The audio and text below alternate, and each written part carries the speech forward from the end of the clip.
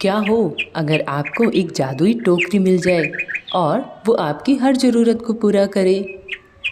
है ना मज़ेदार सी कहानी। तो चलिए आज हम ऐसी ही कहानी आपको सुनाने वाले हैं। कहानी को आखिर तक ज़रूर सुनिएगा, आपको बड़ा मज़ा आएगा। गांव के किनारे पर रमेश अपनी बीमार माँ के साथ झोपड़ी में रहता था। उसकी माँ काफ़ी बीमार थी।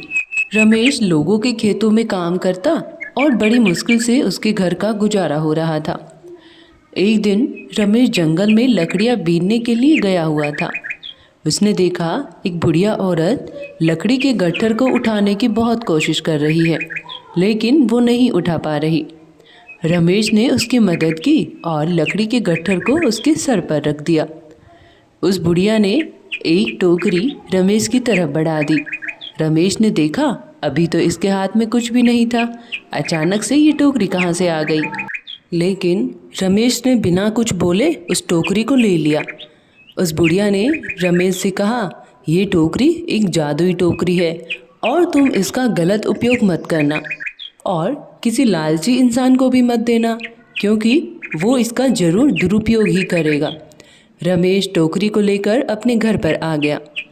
अपने घर के आंगन में बैठकर उसने जैसे ही टोकरी के अंदर हाथ डाला, टोकरी में से बहुत सारे फ्रूट्स, ताज़ा ताज़ा मिठाइयाँ और रोटियाँ बाहर आने लगी। अब रमेश बड़ा खुश हुआ।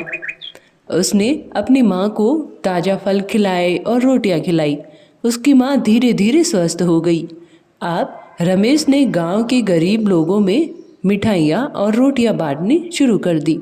सब लोग बड़े खुश थे। गांव के एक साहूकार को जब ये बात पता चली तो उसने अपने नौकर को रमेश के घर पर भेजा और कहा, रमेश से कहना वो टोकरी भी लेकर आए।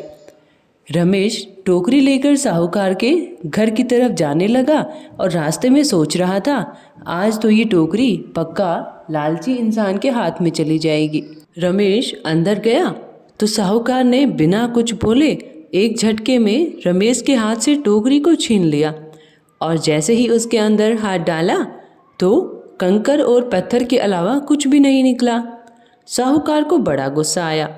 बोला, सारे गांव में ये खबर फैली पड़ी है कि रमेश के पास तो एक जादुई टोकरी है जो बहुत सारे लोगों की मदद करती है, लेकिन इसमें तो सिर्फ कंकर और पत्थर ही है, ये कैसे मदद कर सकती है। और जैसे ही साहूकार ने टोकरी को तोड़ने की कोशिश की, टोकरी एकदम से गायब हो गई। रमेश अब मायूस हो गया। लोगों की मदद करने वाली टोकरी अब वाकई में जा चुकी थी। उसे बुढ़िया की कही हुई बात याद आ गई कि अगर तुम इसका गलत उपयोग करोगे तो ये टोकरी गायब हो जाएगी। रमेश उदास मन से अपने घर पर गया। वहाँ उसने अपनी माँ को सारी बात बताई कि कैसे साहूकार ने अपने लालच के लिए टोकरी का गलत उपयोग किया और टोकरी कैसे गायब हो गई।